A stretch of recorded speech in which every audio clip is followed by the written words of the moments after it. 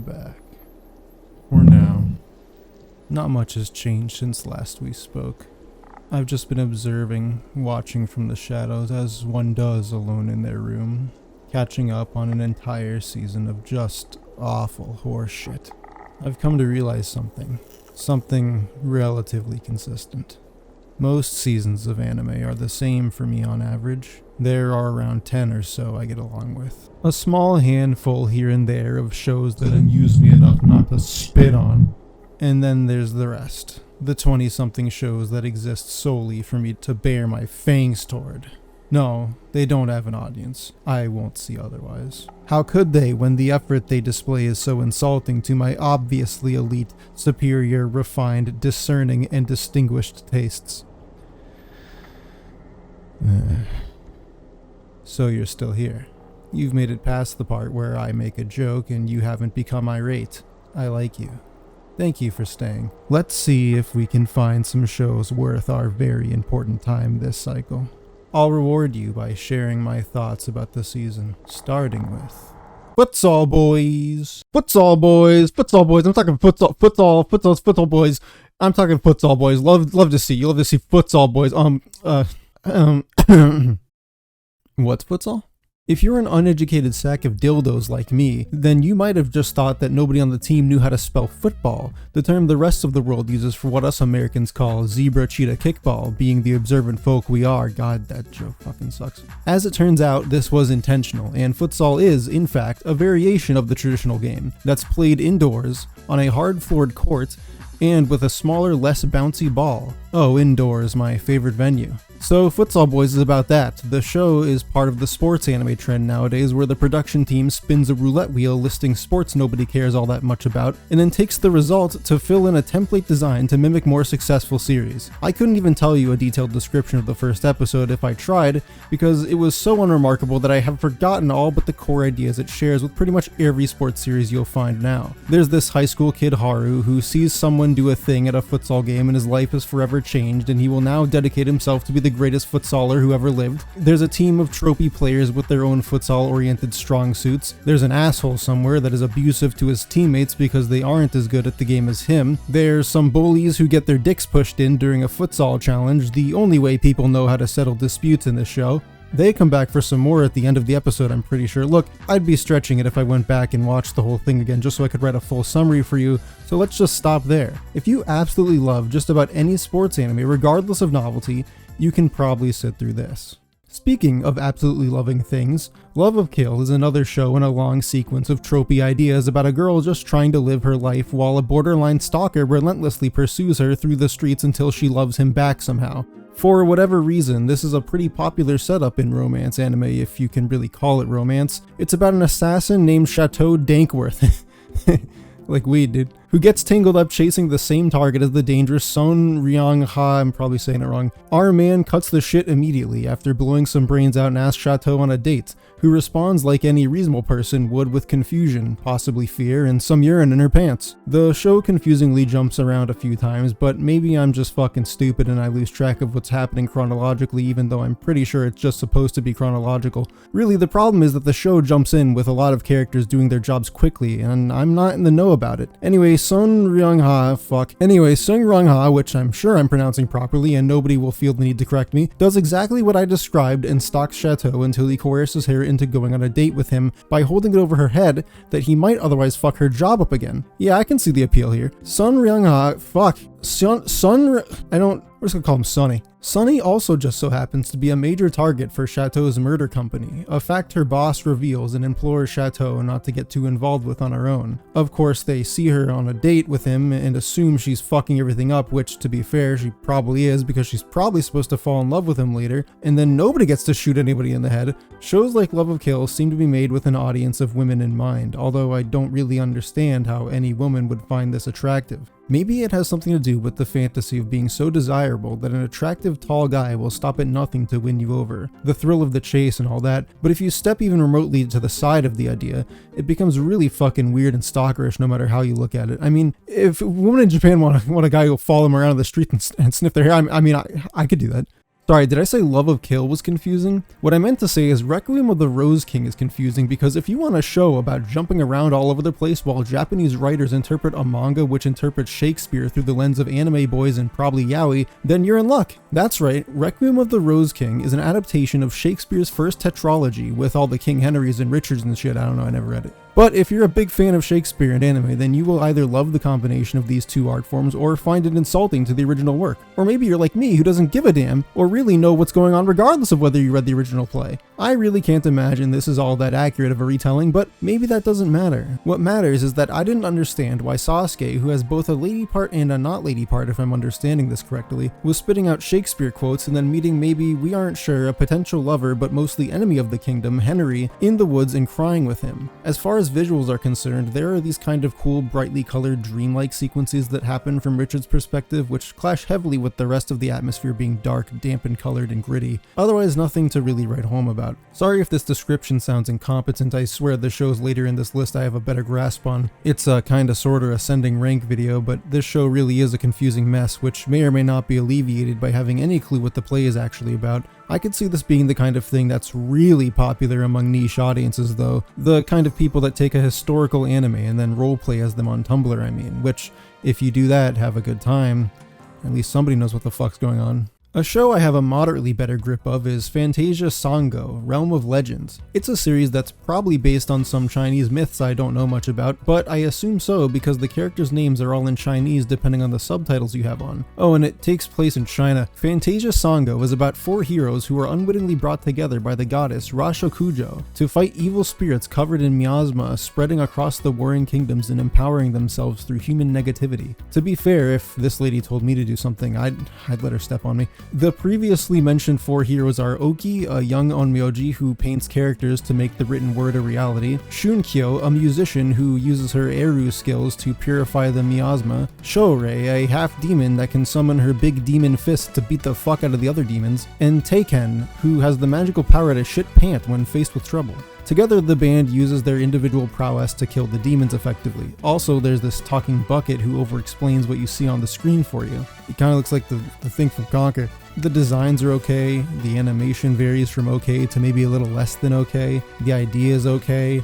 I've seen this stuff played out better numerous times though. Yeah, the show's not going to throw much at you that you haven't already been exposed to if you're a fan of Japanese media, which I assume you are because I don't know how the hell else you're here at this point. I'd like to take a moment to help you manifest a scenario.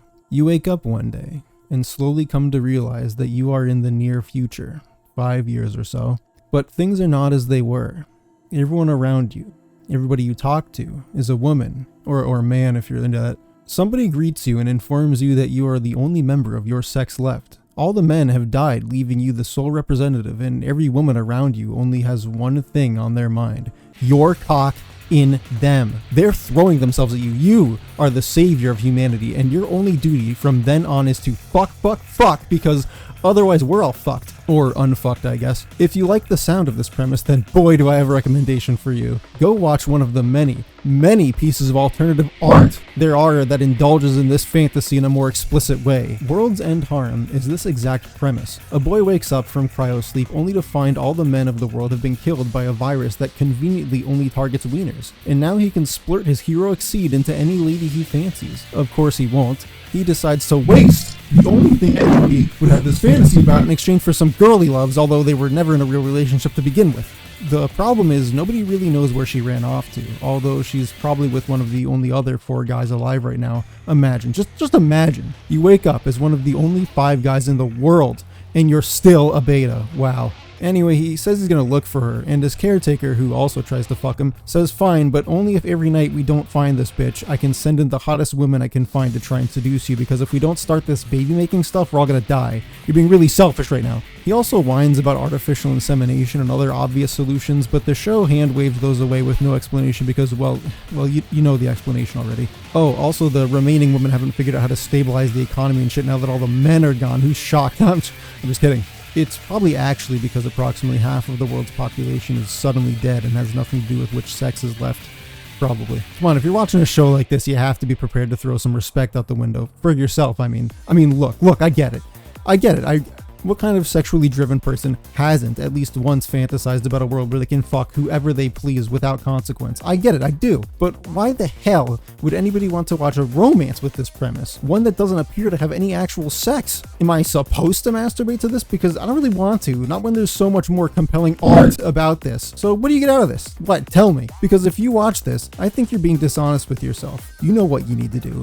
And no, I'm not going to recommend more. You're an adult, I hope. Google it yourself. Speaking of love, again, Sasaki and Miyano is a boys love anime about a character that loves boys love manga. He meets a tall top, or seme as the show very overtly points out, at school. One of the first things we see Miyano do is offer to Sasaki one of his cum-covered yaoi manga, which seems like an extremely bold thing to share with somebody you barely know. Sasaki comes back and is like, wow man, that gay sex cartoon was pretty cool, do you have any more? Then the show barrages you with flashback after flashback sprinkled between current scenes to the point where you start to dissociate from time altogether in an attempt to explain to you how they met and stuff. Sasaki and Miyano hits just about every trope, god I must love that word, you can imagine in a boys love series. Adding to how rapid and tactless it is in doing so is the fact that Miyano is totally obnoxious about his homoerotic comic collecting hobby, inducing cringe as he word salads every yaoi fandom term possible while winking at the camera knowingly, because he has surely been relatable to you fellow BLLs out there. I mean, maybe I'm biased because I'd rather live in World's End Harem for,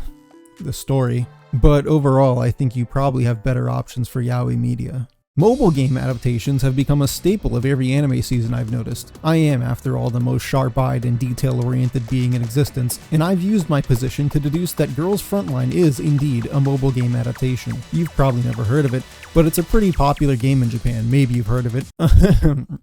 But seriously, I've never actually played it, but for once it's a mobile game I've actually seen before. All the characters are extraordinarily lifelike androids, dolls, named after the gun they wield. They fight to save the last of humanity from their new robot overlords, Sangvis Fairy, who has decided they've had enough of mankind's shit and will now shoot them all into bite-sized bits. Who could have guessed that equipping artificial intelligence with high-caliber weaponry might backfire? In the game, you are their commander helping to guide them through battle. However, at the end of episode 1, we meet the in-show commander who turns out to also be a girl. This is because nobody who plays these games wants to see another man interrupt their self-insertion in a waifu collecting game. There's no way I'm letting another man talk to my precious Israel Defense Forces Infantry Standard Issue 5.56 by 45mm light machine gun Negev. It's a fucking wreck. Anywho, the show kind of follows a typical mobile game adaptation setup where you follow some of the more prominent gacha girls as they do whatever it is they're supposed to be doing in their respective game. In this case, achieving a tactical advantage over some enemy robots, which takes up the majority of the runtime in episode 1. You also get to see some of the other less important gun girls die, which I don't know the implications of that other than to be funny to me if you just saw your favorite die first episode,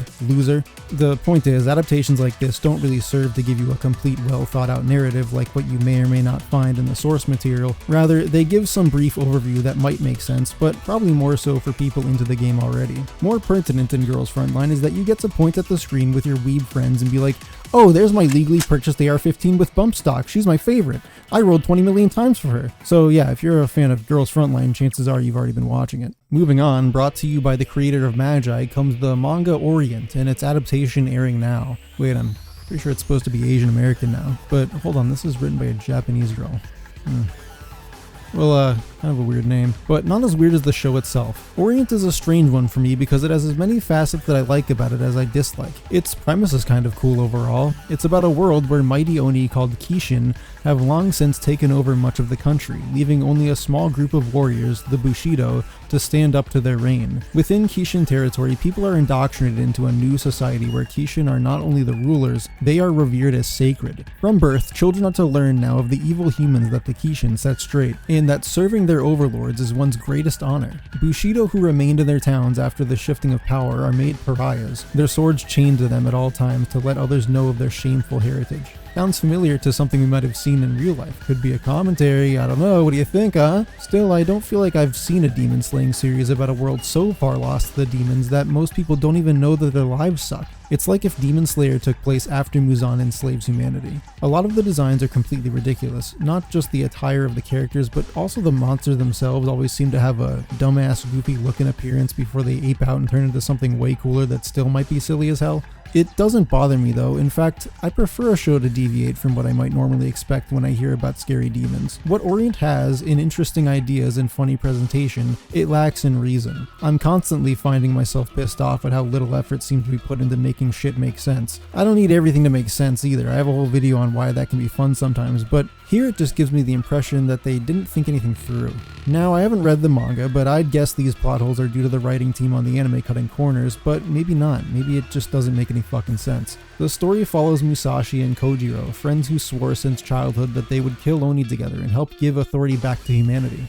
Musashi has been secretly training in the mines to fight by using his really out-of-place pickaxe as a weapon while in school to become a work dog for the Kishin. When he finally approaches Kojiro about their promise, Kojiro gets all pissy about how Musashi isn't really dedicated to killing Oni and that they should just drop the idea. He says this is because Musashi has been working for Kishin technically, and not screaming in school about how his true intentions are to fight back. Why Kojiro believes that would be of any use when in reality it would just cause Musashi to be imprisoned or eaten is beyond me. Regardless, Musashi internalizes this for a while, even though he was the one to bring up enacting their plan again in the first place. He internalizes it so much, in fact, that while getting beat up by the first demon he confronts, he starts to genuinely think to himself that he really did want to become a miner and feared being left out socially if he didn't. Again, it doesn't add up if he was the one to mention the rebellion first, but maybe he just felt a lot of weight in what his old friend had to say. It doesn't matter though, because Kojiro comes and saves him, saying he was wrong and that they should totally kill demons together. So what was even the point of this maybe I didn't want to actually fight bullshit? Oh, and another thing,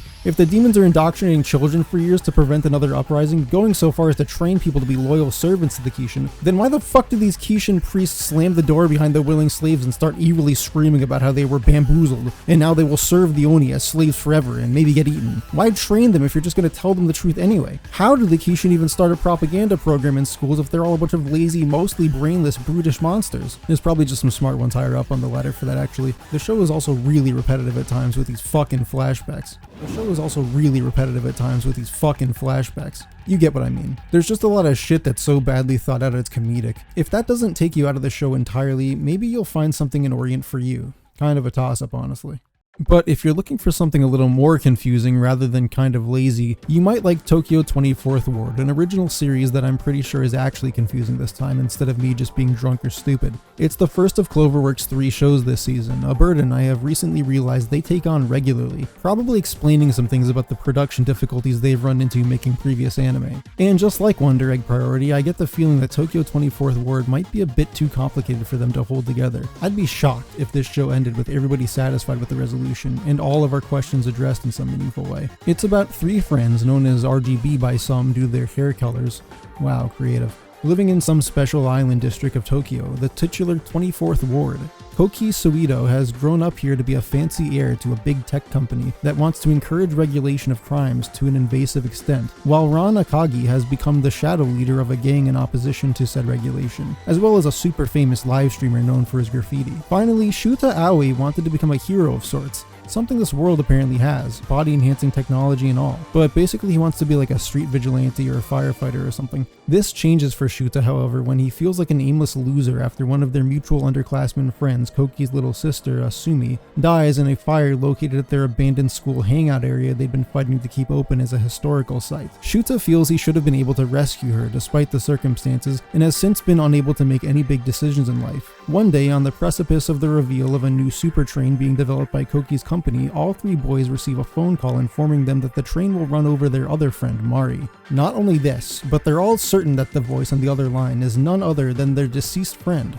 Wasting no time, they run off to coordinate a rescue effort, hoping to change this prophecy. In doing so, they discover an enhancement of their abilities, with Shuta jumping around like Spider-Man as he races towards the train. They save Mari, and then Shuta goes on with the other 2 boys about how Asumi is alive. Isn't that great? Koki, understandably addled and enraged by the assertion, storms off, saying there's no way a dead person can come back. The second episode primarily focuses on Mari going around talking with people about Asumi, while flashbacks show us key details of Asumi's life with the characters. As the episode flips back and forth between past and present, sometimes so smoothly that if you aren't paying attention you might forget what's going on, there is a secondary story being told about the shopping street Shuta lives on being threatened by competitor stores run by asswipes while they all prepare for some competition that has under-the-table money laying on it. It all begins to feel superfluous, emphasizing the show's problem. There's genuinely a lot going on at once, probably more than the show can actually deal with in 12 episodes like I mentioned before. Regardless of whether I can piece everything together while the show throws 3 or more storylines at me simultaneously, it just feels like a pot getting ready to boil over on the shit-covered bed. But hey, the show looks alright, as one might expect from Cloverworks at this point, although not nearly as polished as Wonder Egg's visual finesse or even the studio's other 2 works this season. I could also live without some of the quirky shart they're peddling as character traits, like Ron saying little ol' me every time he's self-referential, or his obsession with energy drinks. When everything's this complicated, nothing really stands out, or at least it doesn't when the show isn't neatly compacted in an understandable fashion. As far as Cloverworks' series about interacting with the dead go, Wonder Egg was definitely off to a better start, but it's at least an interesting concept with some level of mystery to invest yourself in. Maybe this will do a Rio Reverso and be better at the end instead. I wouldn't discard the show outright, but I'd go into it prepared for at least a little bit of a mess with potential to become a total pigsty. Sorry, did I say pigsty? Never let me get away with calling a show ugly visually or philosophically again unless it looks like this garbage dump of a show, Rusted Armors. I can see why they call it rusted, because this shit is busted. How the fuck shit dick assholes does this CG shit keep happening? Nobody likes it, nobody wants to see it, and it doesn't even come with a complimentary story with my takeout. It's about some fucking ninjas, the Saika clan from Neo, that protect the village in the woods from this shit. I don't fucking know. I couldn't even tell you all that much other than the characters are annoying or borderline offensive stereotypes. I was too busy laughing at the utter indolence of the animation. Look at this fucking slideshow background Windows Movie Maker flame overlay 2-frame deer snapping his neck off. I'd call it hilarious, but other CG shows have already unwittingly done better. What else is there to say actually? Who has anything good to say about this one? Show of hands, please. The saddest part is the end of the episode though. Not because it's over, that's the entertaining part. It's that the team shoved cameras in the lead voice actors' faces to film them running around Japan visiting relevant real-life locations to the show. These poor guys didn't ask to have their faces publicly associated with this tripe, maybe. Or maybe they did, I didn't ask. はい、アニメのパート2が放送されますようにってお願いしました。気が早いね。まだ1だ。まだ1話か。まだ1話だそう。じゃあこのアニメがヒットしますように。ますように。Oh no. Well, only one way to go but up, right? Unless, of course, a plane comes crashing through your roof right now, exactly as I say this, the nose careening directly into the center of the soft spot in your skull, causing instant deatomization of you and your entire residence. That'd be worse than watching Rusted Armors. Actually, I changed my mind, I'll take the plane. Wait, what was I talking about? The Missing 8...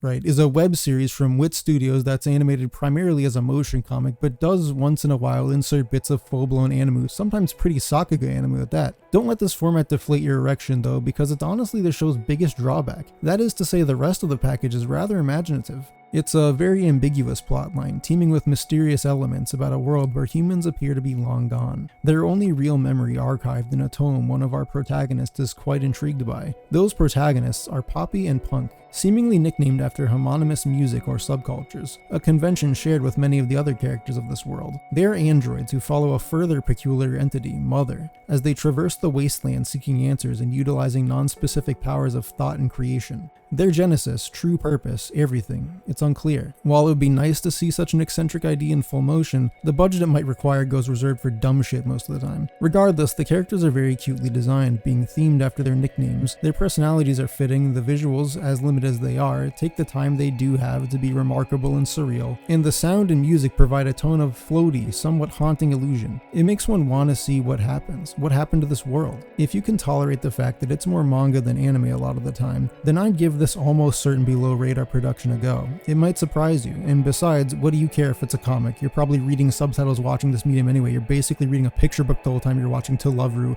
a very weird, very risque picture book. If you're terrified of novelty and prefer a more hometown approach to television, you may enjoy Irodorimidori, a very short form based on a video game I've never heard of series that's about as cute girls doing cute things as it gets, a genre that if you've watched anime somewhat regularly these past 20 years you'll notice is decidedly oversaturated. But if I'm here for anything, I'm here for that, because if you watched my babbling videos at all, you know I have a bias for slice of life stuff. Guilty as charged, I guess. Anyway, the show's K-On! Basically. Club of girls at school make a band in practice by eating chips and tripping over their own feet. Yeah, it's pretty cool stuff, you don't know what you're talking about. If I'm being sincere with myself though, it's a blanket lackluster experience compared to its moe competition throughout the ages. This is due to a 3-minute runtime, leaving precisely 3 milligrams of breathing room to actually develop these characters into something more than just a cute design and a couple of jokes. Nothing wrong with that setup really, but one of the great things about a well-crafted slice of life is how well you grow to enjoy the nuances of the characters' personalities and social approaches as you share moments of their lives. You don't just like a good slice of life character, you get the impression you could be friends with them, hopefully not in a pathetic kind of way. You likely won't get this from Irodorimidori, but hey, moe desu kwai and shit, you know.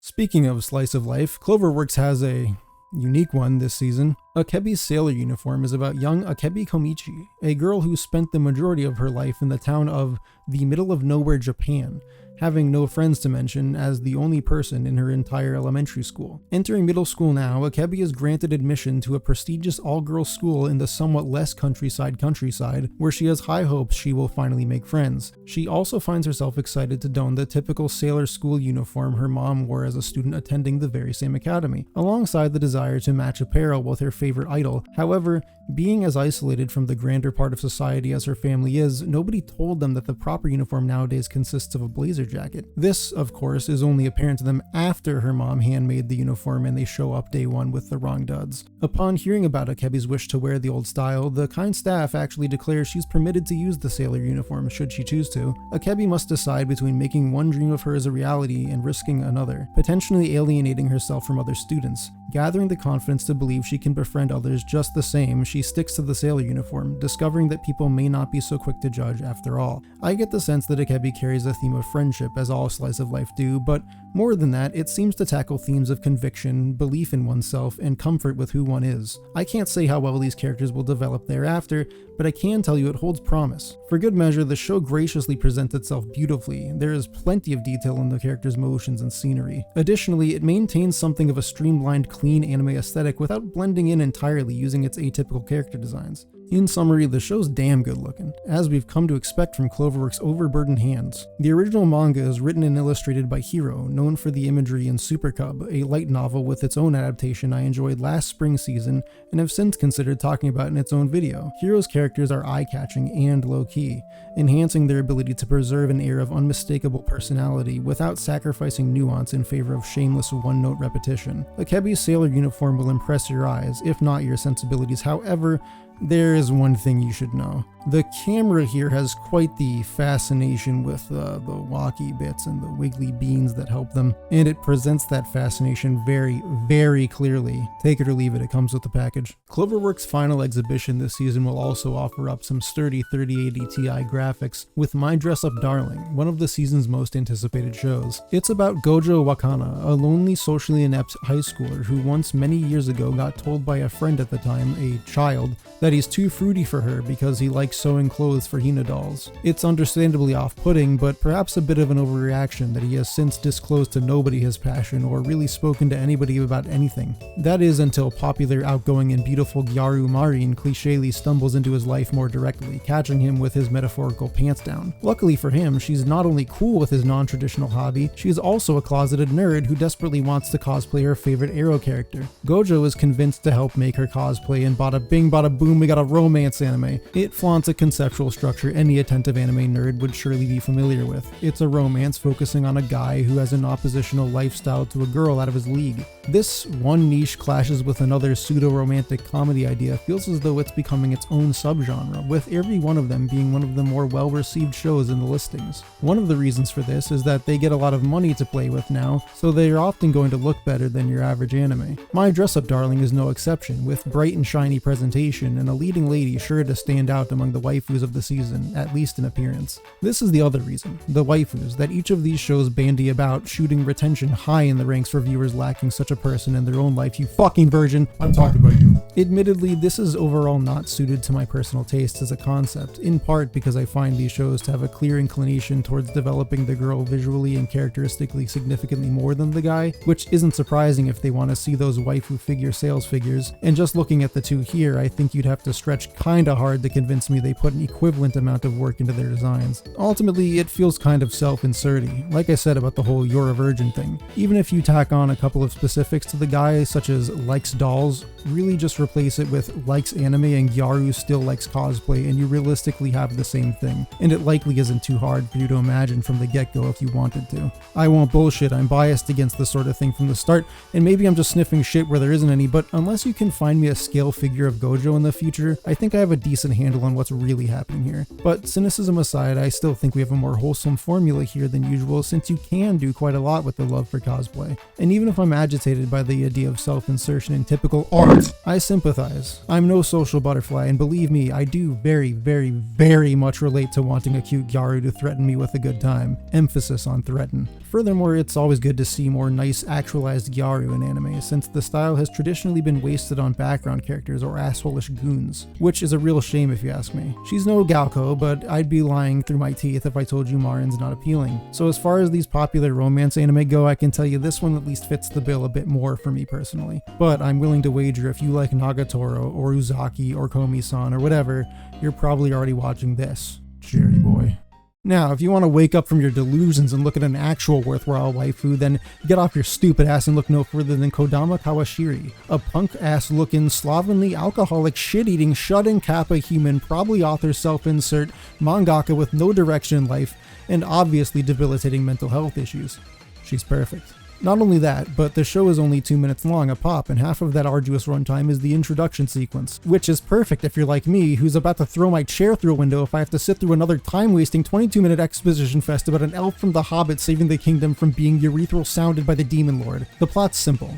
Kodama tells us about her miserable life and her garbage diet. How charming. Just like the art style, reminding me of a B-Cub work, with a bit more crayon Shin-chan thrown in, something along those lines. If you can stay awake watching a full-length torture method like 65% of the shit this season, you can afford the time of day for our clear best girl of the season. However, if none of the previously mentioned waifus are good enough for your esteemed tastes, you can always choose from one of the 16 main characters in Q, the season's only real take on an idol anime, shockingly.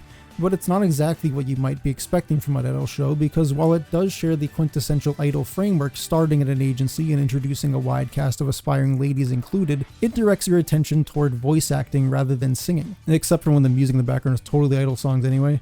You may enjoy this series if you're intrigued by the common themes in idol anime, such as hard work paying off, determination toward a dream, and cute girls, but are none too pleased with the topics of dancing and singing. Idolmaster manages to, at times, shine a spotlight on each of the many girls in its anime adaptations, allowing for a limited amount of character growth. Not perfect, but not egregious either from what I recall. Some may blend in, but you still get a feel for who each one is and the obstacles they individually face on the road to becoming stars. Q feels like it might follow this custom, step by step, although it may disappoint in the long run if the characters aren't given their dues. Considering how often a different character is the center of a shot and given dialogue, I'd find it hard to believe they don't try to spread some level of attention to everyone. Conversely, this could cause the show to have no meaningful characters either if that balance is shifted too significantly. This method of characterization is better suited for a game ultimately, giving you as much time as you want to linger on each event as you control the flow of the story. What Q does provide is a level of insight about voice acting as a goal. Not only do we listen to each character describe the refinements of performance that they believe most pertinent, we are also given the opportunity to learn how every performer can offer totally disparate strengths in their presentation, even while demonstrating the exact same scene. It's a valuable perspective to delve into because it greatly reflects reality. An actor can change everything about a scene, and it doesn't mean one person is always more skilled, rather, sometimes multiple performances can provide alternative feelings, a new take on an act that may sweep you into an unexpected interpretation of the narrative. We see this when one character fills the audience with a sense of explosive passion while another crafts the script to be deeper and toned down, both accompanied by the artist depicting the scene around the characters in real time so we can hear and see the difference. Their skill may not impress you, although this may be deliberate because our characters are supposed to be fledglings, a concept that could be very stirring should we truly be capable of seeing the subtleties as the show progresses. Even if we don't though, it's still a nice aspect of studying art to highlight in a series.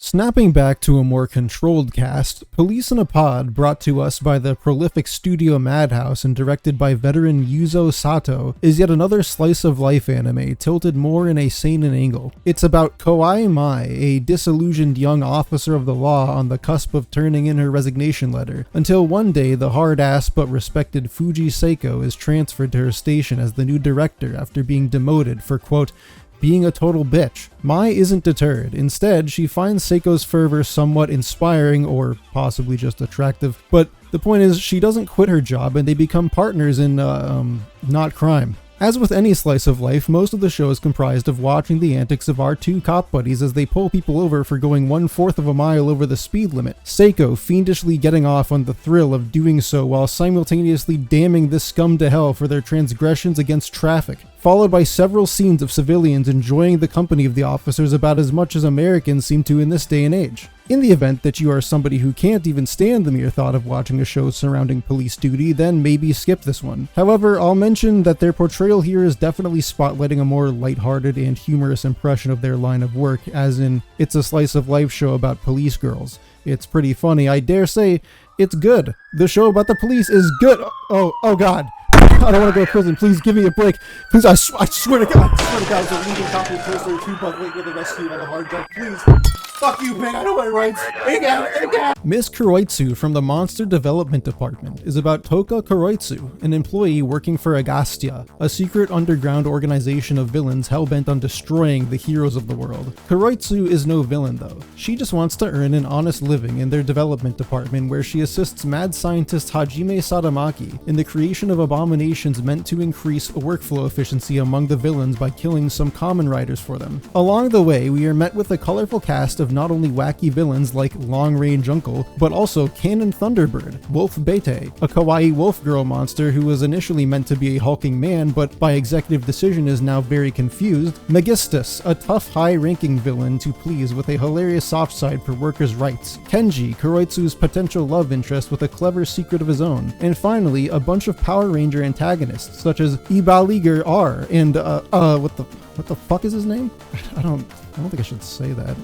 Anyway, this is one of the funniest shows of the season easily. With so many delightful characters and a plethora of well-timed wisecracks, it's hard not to find something enjoyable about Kuroitsu if you aren't a total lame-o. It reminds me a lot of last winter's Heaven's Design team in subject, but instead of being about angels putting animals together like Legos for Earth, it's about bad guys making kaiju for Sentai heroes to fight. It does a fantastic job of harkening back to and showing a clear love for tokusatsu shows too, giving each hero their own extravagant introduction, title, and even theme song. But even if you aren't a big fan of the King of the Monsters, shame on you. The show still dishes out its own comedic style consistently and by no means relies on the viewer being a pre-established tokusatsu nerd. It is still very anime in its own right. There are few things this season I would personally recommend more, but what comes next are most likely what I would consider this season's best offerings. Oh, and if you notice this list is lacking some of the isekai-ish shows, well, soon I'll have a word with you about that.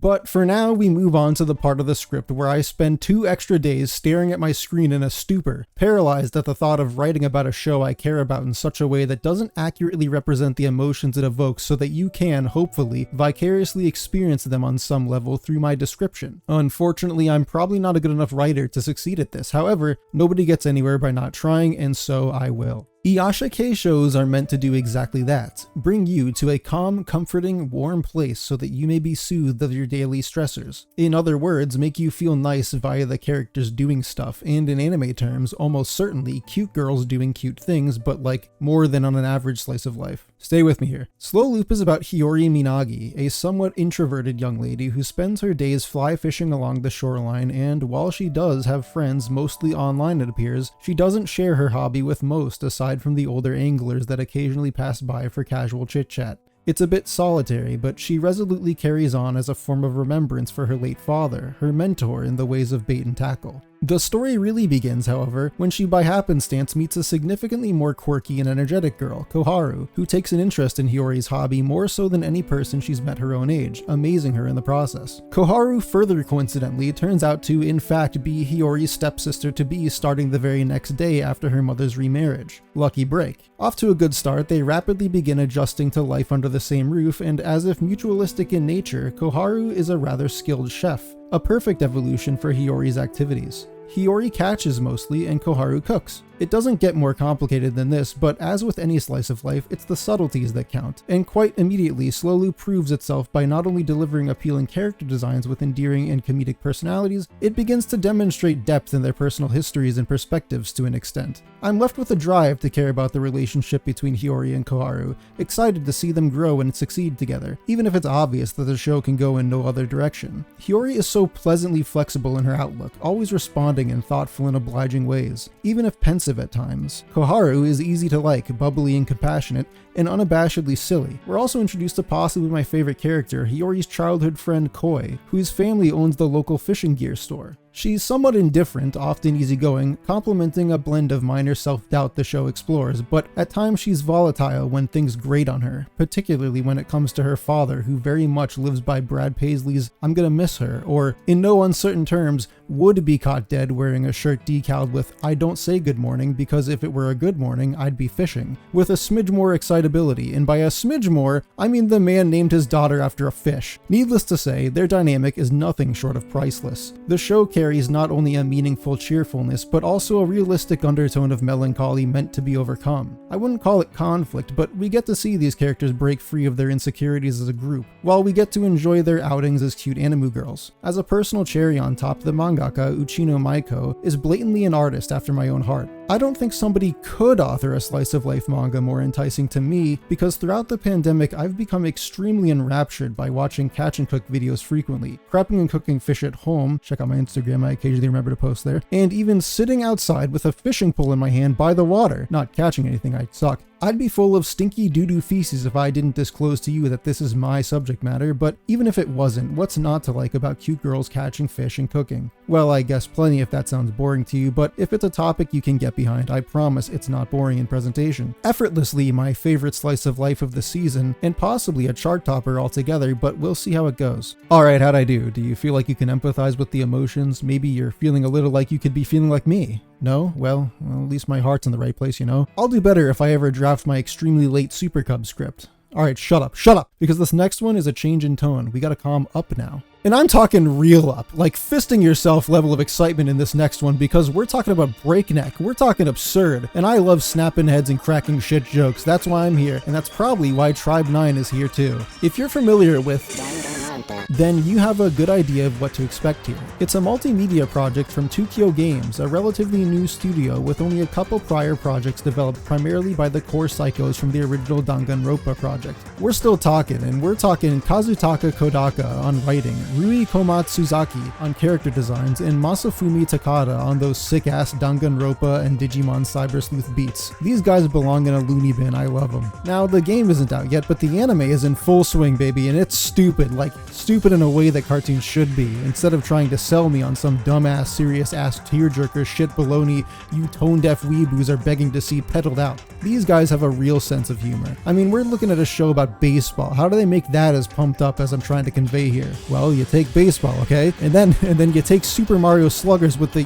ridiculous characters clearly breaking the rules of baseball when they set the ball on fire and shit. And then you take Mirror's Edge, where you're parkouring around the entire city, but instead of running away from helicopter gunners, you're playing baseball, but there's still probably helicopter gunners thrown in. Stay with me, we're in Neo Tokyo, like in the movie, but gang violence has gotten so out of hand that the president had to take a bunch of LSD to de-stress before decreeing that all conflict in the city must now be settled through baseball or else. And there you have it. We follow some of those classic over-the-top Danganronpa designed characters as they fight off some other motherfuckers that play sports using railguns so they can protect their turf. That first episode sold me so fucking hard. The action sequences, the ludicrous ideas that go into making baseball look fun for once, the music, the scenery. Let me talk about the scenery. Most pieces of big media, they like to use high contrast neon colors sparingly. They think if they blow their whole load of stuff that actually looks cool at once, then they'll have nothing left to show for it by the end, but Tribe 9 has balls. They said, fuck it, the whole show looks like the side of a Cyberpunk 2077 skyscraper, except it actually works correctly. I love it when a show isn't scared to assault you with intense color palettes and bold bold, adventurous patterns and compositions, whirlwind pacing, fuck looking like another streamlined, clean background movie. I want to see some crazy shit, and this delivers. I don't even mind that the robots are shitty CG here, because CG makes shit look like robots anyway, and their simple design is one of the only parts of the show that looks this way. It's a good demonstration of putting your resources to use in the best ways you can within limitation. If this can maintain itself with fresh ideas throughout its run, keeping me on my toes about what other nonsense enemy plots and illegal sporting equipment it'll throw in, it's undeniably one of the most innovative, convivial shows this season. Now, if you're thinking, I enjoy shoving innumerable sticks and twigs deep into my rectum, then maybe go watch some more realist hero farts and the kingdom sucks him off. I'll be over here actually enjoying being alive. So, we've made it all the way here, have we? The only show left for this video. Now, I'll admit this doesn't feel like a particularly strong season to me, and I probably say that every season. There's always going to be a heaping pile of ass spat into our faces in the hopes of making a $5 return, likely to make significantly more than that for reasons I will never understand. And ultimately, we're looking at the same average number of shows I've been looking at throughout a season that I can sit through without becoming violent. Even the shows I do like, however, are generally not anything I'd call amazing or new favorites, save for maybe a few, maybe. They're just better than the alternatives airing concurrently, which this season seemed particularly abysmal to me. Not even enjoyable to make fun of, just terribly heinously boring at times. But if you're looking for oddity, for creativity this season, and I'd be shocked if somebody hasn't already recommended it to you, look no further than Sabikui Bisco. Absolutely nothing this season comes in the slightest degree close to the level of mystique and inventiveness as in this show. Not only does it gather some of that insanity and hellacious action you might find in Tribe 9, but it builds up so much intrigue in so little an amount of time, presenting itself in such a non-conforming narrative that I'd almost compare it to how enthralled I was by the almost uncanny mystery surrounding Made in Abyss. A mezzanine so difficult to clutch at first that I almost need to know what's going to happen. Not only that, but we're met with a setting that's so orthodox to the people that inhabit it at this point that it reads as natural to the viewers with little to no room for confusion. You almost forget that it feels surrealistic and gossamer in practicality. Admittedly, some of this is giving clarity a touch hastily for me, but I'd say there's still abundant elbow room to quash my expectations, and even if it doesn't, the plot, characters, and conflict are more than enough to hold my attention. I don't even want to describe much, because I'd be afraid I'd take away from that early journey for you, but the basic idea is that something exploded Tokyo, a seemingly common starting point in anime, but give it time. There is some disease that turns things into metal that nobody knows what to do about exactly. Again, sort of a worn idea, but it's what you do with a tool that makes it useful. And the idea of the rust, the aforementioned illness, seems to be critical to all these bits of world building one can pick up on as they watch. There's also some heated debate about mushrooms that will leave you dead as a curious cat by the end of the first episode. The government is weird, the outlaws are weird, everybody's weird, and bizarrely in place at the same time as they act super cool in a world where there's a big crab who's apparently an important enough character to have a name. If this doesn't sell you on giving the first episode a chance, nothing will. Also, the music is so fucking vibrant and chameleonic, shifting on a dime between scenes from snazzy rock to gnarly breakcore beats. With multiple musicians on board for the show, they intended for the music to make notable emphasis during the ride. Like everything on this list of ongoing shows, I can't say for certain if Sabikui Bisco can stay as thundering as its dawn, but two things are for sure. This show seems pretty rad, and I keep calling the show Biscoff like the cookies.